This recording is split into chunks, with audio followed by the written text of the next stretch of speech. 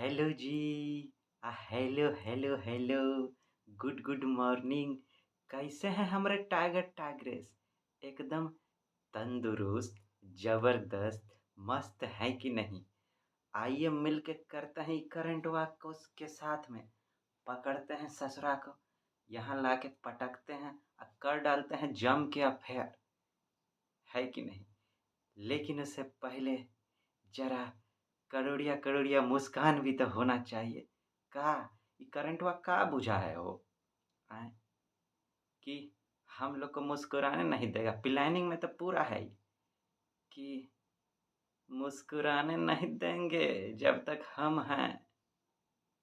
खूब पेरेंगे आपको, हालत खराब कर डालेंगे। इतना न रुलाएंगे, इतना न रुलाएंगे। पूरा प्लानिंग में है, लेकिन हम लोग भी ऐसे कैसे छोड़ देंगे? आए आए हो एक बिहारी सब पे भारी परिवार में। स्वागत नहीं करेंगे का तुम्हारा? जम के स्वागत करेंगे, वो भी कोना में ले जाके। हाँ आइए, स्वागत किया जाए। उसको अपना प्लान में रहने दीजिए, हम लोग अपना प्लान बनाते हैं, है कि नहीं? सुनिए कछु सुनाते हैं। अब हुआ का, एक ठो था आइटम आदमी, नाम था पप्पू। अब पप्पू कहता है पप्पा को कि पप्पा, हम ना बिहा नहीं करेंगे पप्पा। हमको ना सब लेडी लोग से बड़ा डर लगता है पप्पा। तो पप्पा कहते हैं, सुनो बेटा, इधर सुनो, अपना कान लाओ इधर। कान में पप्पा बोलते हैं, बेटा बिहा कर ले। बाद में ना खाली एक के ठो से डर लगेगा, बाकी सब बढ़िया लगने लगेगी तुमको। टेंशन ना ही लो। जय हो जय हो। आइए हम लोग भी आगे बढ़ें, उसको बिहा करके एक से डरने दीजिए। हम लोग जरा बिना डरे आगे बढ़ते हैं। आइए आइए। सफलता अंतिम नहीं है, सफलता अंतिम नहीं है, असफलता घातक नहीं है। यह जारी रखने का साहस है जो मायने रखता है। हम लोग एक मुकाम पर पहुंच जाते हैं, सफल हो गए किसी चीज में, कोई भी फील्ड में, तो हम लोग को लगता है कि हम लोग बहुत बड़े हो गए। लेकिन जो उसको मेंटेन रखने का बात है वो मायने रखता है। वो तो सेकेंडरी है कि आप सफल हुए। जैसे फॉर एग्जाम्पल आप ले लीजिए, बहुत हीरो हुए, पुराने पुराने सुपर हिट हुए, लेकिन अमिताभ बच्चन ही एगो बचे हैं पुराने हीरो में, जो अभी तक अपने आप को अपडेट रखे हैं, मेंटेन में रखे हैं, अभी भी फिल्म वगैरह कर रहे हैं। बाकी सब तो रिटायर हट हो गए। अपडेटेड रहना बहुत ज़रूरी है, मेंटेन रखना बहुत ज़रूरी है। नहीं तो आप साइड हो जाएंगे, ये तो हो ही जाएगा, साइड हो जाएंगे। तो खाली सफल होने से बात नहीं बनेगा। एग्जामुआ में सफल हो गए, मान लीजिए आईएएस बन गए, लेकिन खाली उसी से बात बन जाएगा का? नहीं। अब अपने आप को एक अच्छा आईएएस प्रूफ कीजिए ना, कि आप अच्छे आईएएस ऑफिसर बने। अपने आप को मेंटेन रखिए कि बनने के बाद भी लोग आपका बात करें, आपके काम के लिए, अच्छा काम के लिए बात करें। लेकिन उस पर हम लोग का ध्यान उतना रहता ही नहीं है। ज़्यादातर का तो खाली रिजल्ट वहाँ मिल जाए बस, बाप रे बाप। ना, इस बिहारी परिवार के जो लोग हैं, एक बिहारी सब पे भारी परिवार के आप हमरे टाइगर टाइग्रेस, वो हर जगह अपना झंडा गाड़िएगा। बन जाएंगे तभियो, तैयारी कर रहे हैं तभियो, बन गए तभियो, और बनने के बाद भी भौकाल मचाइएगा। अपने नाम का जो आपका डंका है ना, वो बजते रहना चाहिए, है कि नहीं? आइए शुरू हो जाए।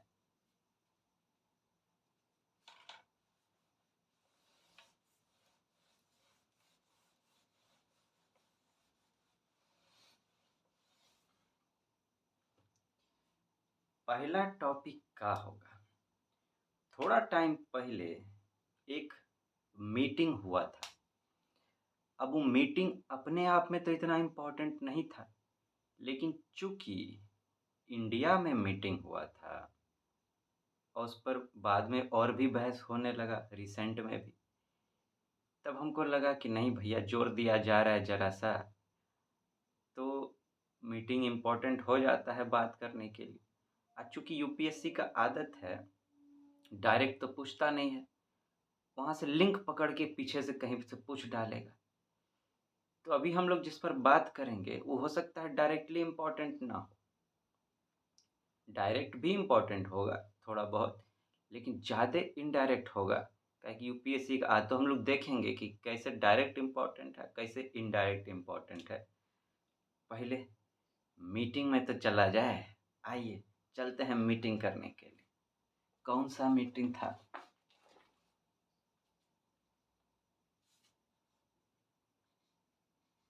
10th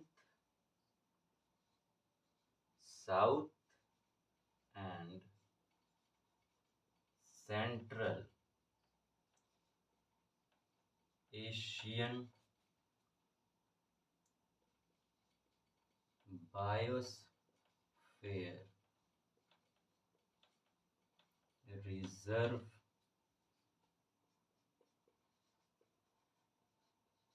नेटवर्क मीटिंग, जिसको शॉर्टली कहते हैं साकम, ई मीटिंग हुआ था।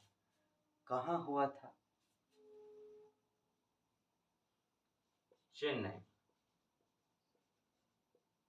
पहले लिख डालते हैं फिर हम लोग बतियाते हैं।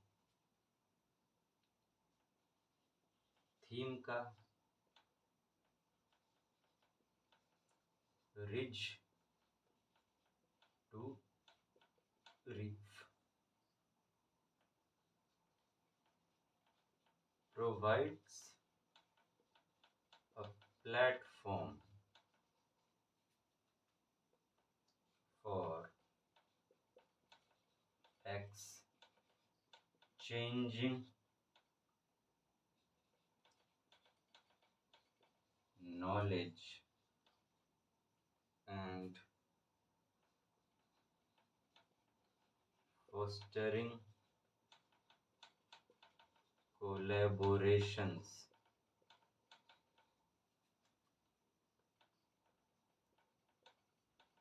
in the realm of sustainable environmental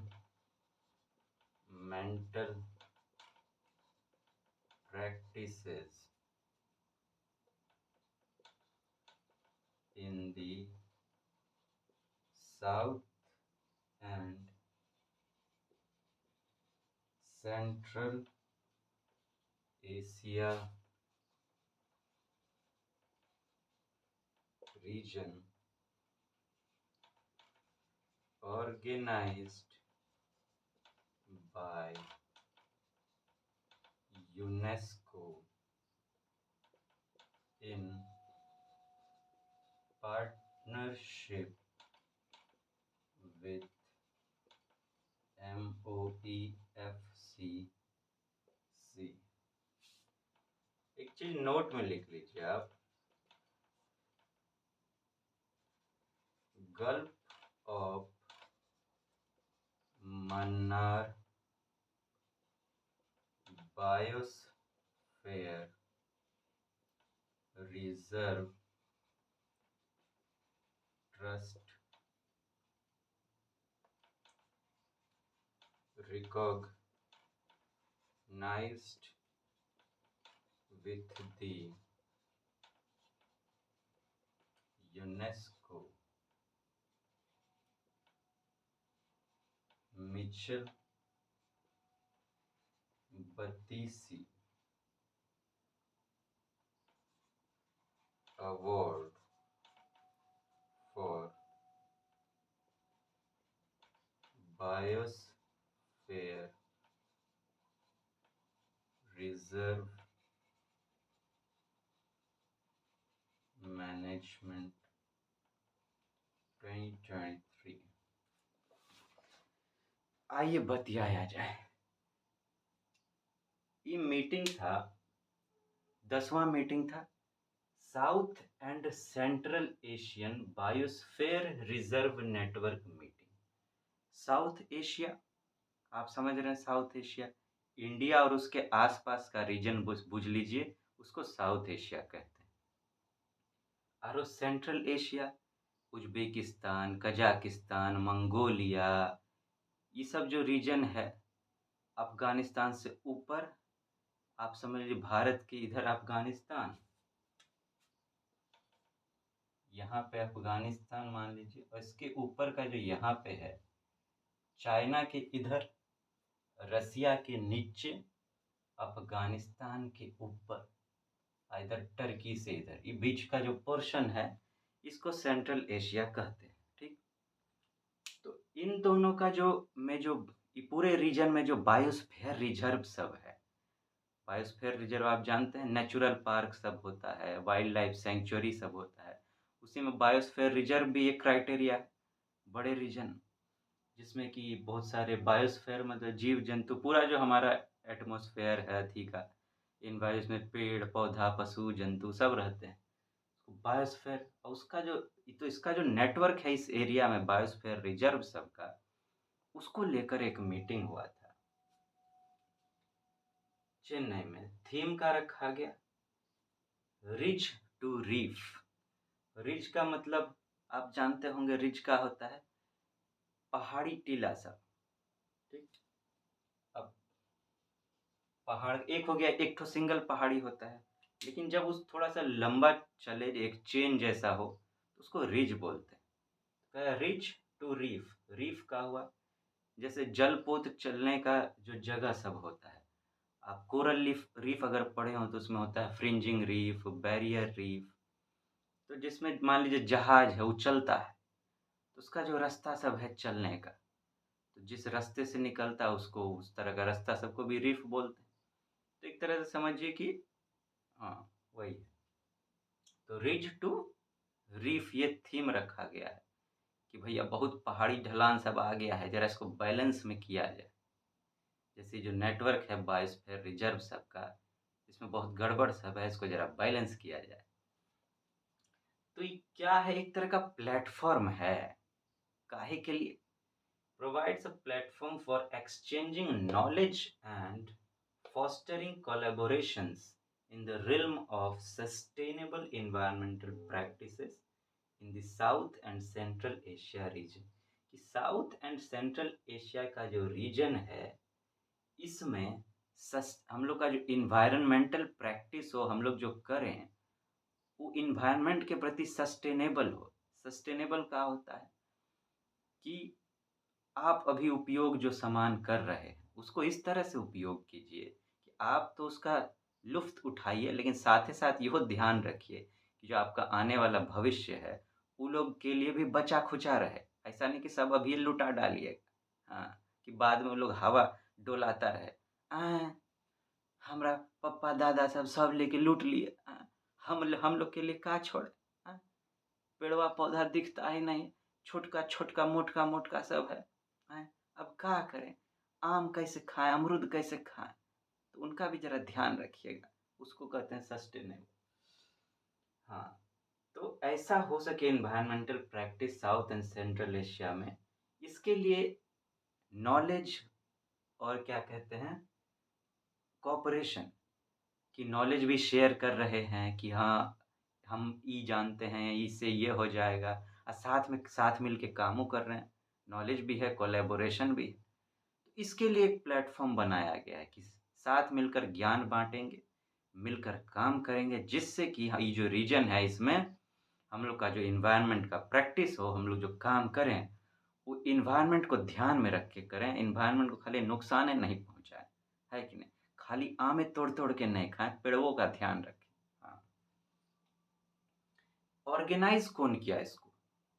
UNESCO main body है इसका, United Nations Educational Scientific and Cultural Organization, नाम में बड़ा दम है तो मतलब यूएन का बॉडी है, पहले तो यूएन लिखा हुआ है। एजुकेशनल, शिक्षा से संबंधित। साइंटिफिक, साइंस का भी ध्यान रख रहा है। एंड कल्चरल ऑर्गेनाइज, संस्कारों का भी ध्यान रख रहा है, संस्कृति का भी ध्यान रख रहा है, सबका कॉम्बिनेशन है। किसके साथ पार्टनरशिप मिलके किया? चूंकि बायोस्फीयर रिजर्व से संबंधित चीज है, इसीलिए MOEFCC, ministry of environment, forest and climate change. ठीक, पहले इसी का नाम था मिनिस्ट्री ऑफ इन्वायरमेंट, फिर चेंज हुआ तो पूरा नाम कर दिया गया। तो इंडिया का जो ये मिनिस्ट्री है, इसके साथ यूनेस्को मिलके इस मीटिंग को ऑर्गेनाइज किया था।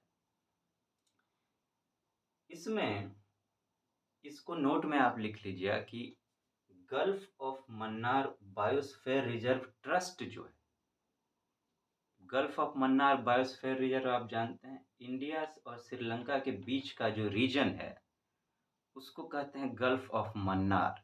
ठीक, वहाँ पे भी बायोस्फीयर रिजर्व है, जंगल वंगल है, कोरल रीफ है। तो उसका मेंटेन करने के लिए एक ट्रस्ट बनाया गया है। तो उस ट्रस्ट को जो है उसको UNESCO Michel Batisse award for biosphere reserve management 2023 से सम्मानित किया गया। इस अवार्ड से यूनेस्को के सम्मानित किया गया इसको। अब यूपीएससी इस पे कैसे कैसे क्वेश्चन पूछ सकता है? पहले तो हो सकता है कि यही दे दे साकम क्या है, ये शॉर्ट फॉर्म डाल दे, या अगर फुल दे तो हो सकता है ये पूछे कि इसको कौन ऑर्गेनाइज किया, किससे जुड़ा हुआ है। तो आप यूनेस्को हो सकता है इसको ऑप्शन में दे के यहाँ ये पूछे। फिर हो सकता है पूछे कि है क्या। अब इसमें कौन अवार्ड मिला ये तो यूपीएससी नहीं पूछेगी, हाँ, लेकिन क्योंकि gulf of Mannar biosphere reserve trust पर पूछा है तो gulf of Mannar biosphere reserve को लिंक में रखकर कोई क्वेश्चन पूछ सकता है। तो ये सब चीज पे आपको ध्यान देना पड़ेगा। Gulf of Mannar biosphere reserve के बारे में थोड़ा देख लेंगे, क्या लोकेशन है, वहाँ पे किस तरह का जीव जंतु पाया जाता है, थोड़ा सा उस पर बात कर तो सब बेसिक का बात हो जाता है, उस पर ध्यान दे लेंगे। तो ई इसको लेके इम्पोर्टेंट था इस तरह से। इस पर अब रिज टू रीफ है तो कोरल रीफ के बारे में थोड़ा पढ़ लिया जाए कि कोरल रीफ क्या होता है, कैसा होता है, उसका क्या क्या कैरेक्टरिस्टिक है। तो ये सब बेसिक्स का बात है, उसको करंट में नहीं किया जा सकता, इसीलिए हम यहाँ उस पर बात नहीं कर रहे हैं, क्योंकि उस पर अगर बात शुरू की हम लोग तो पूरा करंट उसी में निकल जाएगा। लेकिन हाँ, कभी कभी हम लोग बीच बीच में उसको ढूंढने का ट्राई करेंगे। हम बोल इसीलिए दे रहे हैं, बोलना जरूरी है ताकि आप उसको ध्यान में रखें जब बेसिक्स आप पढ़ें। तो इस सब चीज़ को अलग अलग इम्पोर्टेंट करंट से ही देखिए। बेसिक भी जो यूपीएससी क्वेश्चन पूछता है प्रीलिम्स और मेंस में, दो तरह का पूछेगा, बेसिक्स से और करंट से, सब्जेक्टिव और करंट। तो बेसिक्स भी जो पूछता है वो कहाँ से निकालता है? यही करंट से उसका लिंक होता है। तो हम लोग जो करंट में बात करेंगे उसमें अब ये टेस्ट भी रखेंगे कि जो करंट में है उस पर तो करंट में बात कर रहे हैं, लेकिन उससे जो लिंक मिलेगा बेसिक्स का वो हम आपको बता दिया करेंगे। उसको आप अलग से नोट कर लीजिएगा, आज जब भी मौका मिले उसको उस पर थोड़ा सा पढ़ लीजिएगा। क्या है कि नहीं? आइए अब दूसरा पे चलते।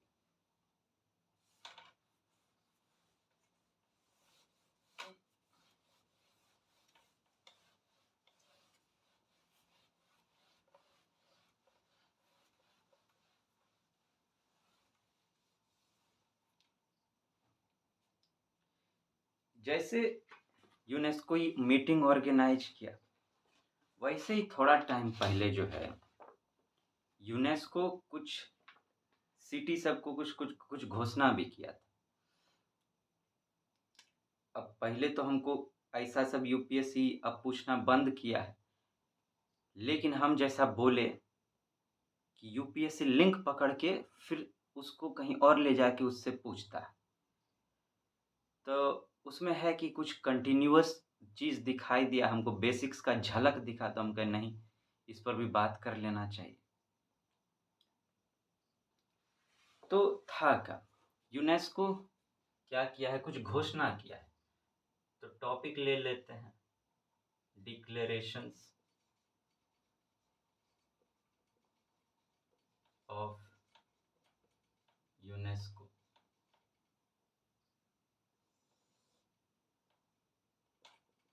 इन इंडिया कर लीजिए।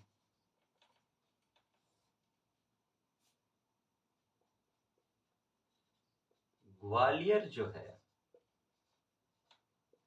ग्वालियर एमपी में है, आप जानते होंगे, ग्वालियर मध्य प्रदेश। इसको जो है ये इंक्लूडेड इन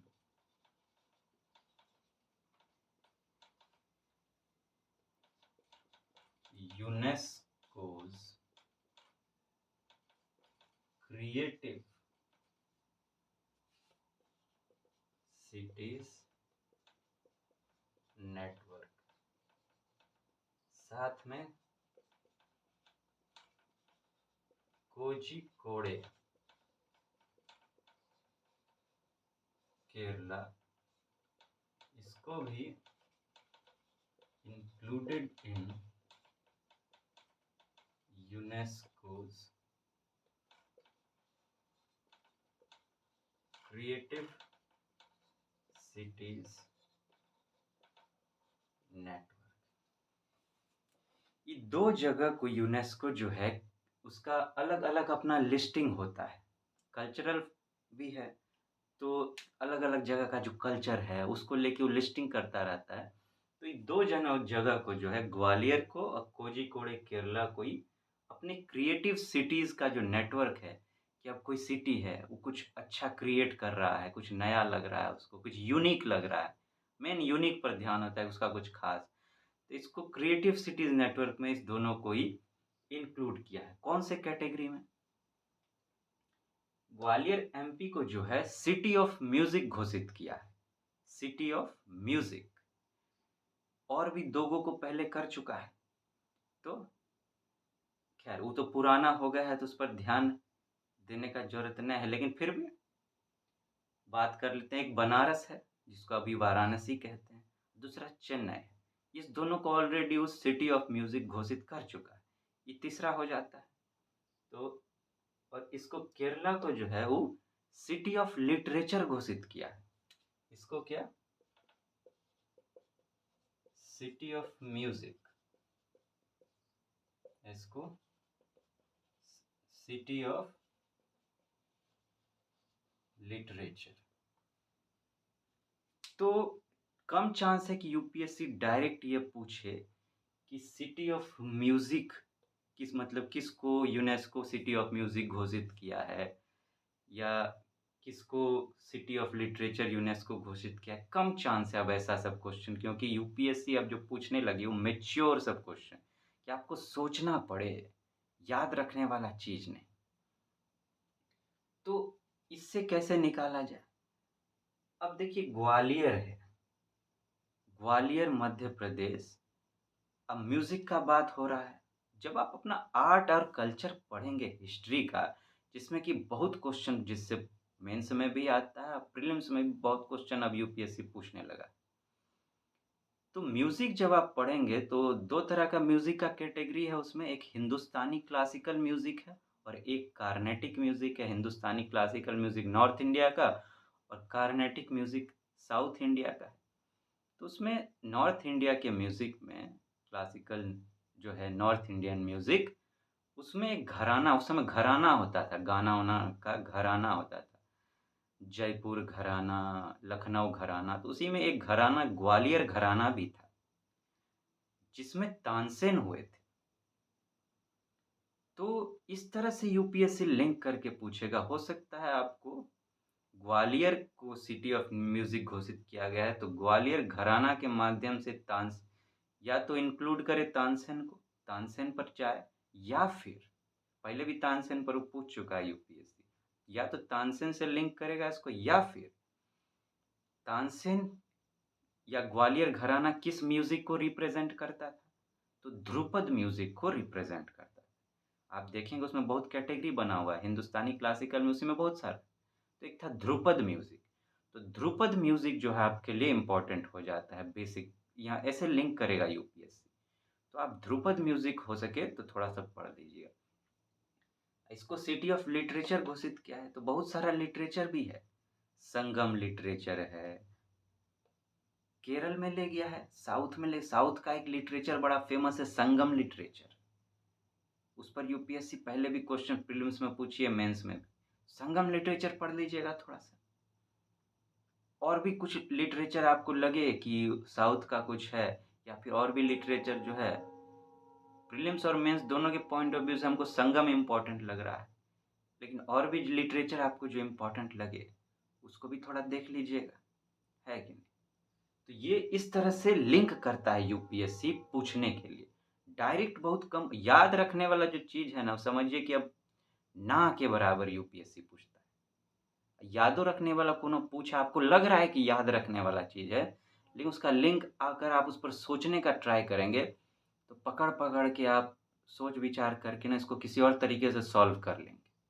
देखने में लगता है कि याद रखने वाला चीज़ है, लेकिन याद रखने वाला असल में होता नहीं है। उसको लिंक करके आप समझ के आधार पर वो स्किल का जिसको हम बात करते हैं सॉल्व करने का, उस आधार पर आप सॉल्व कर लेंगे। ऐसा ही क्वेश्चन यूपीएससी 90% से ज़्यादा पूछने लगा है अब, और यही ट्रेंड अब चलेगा।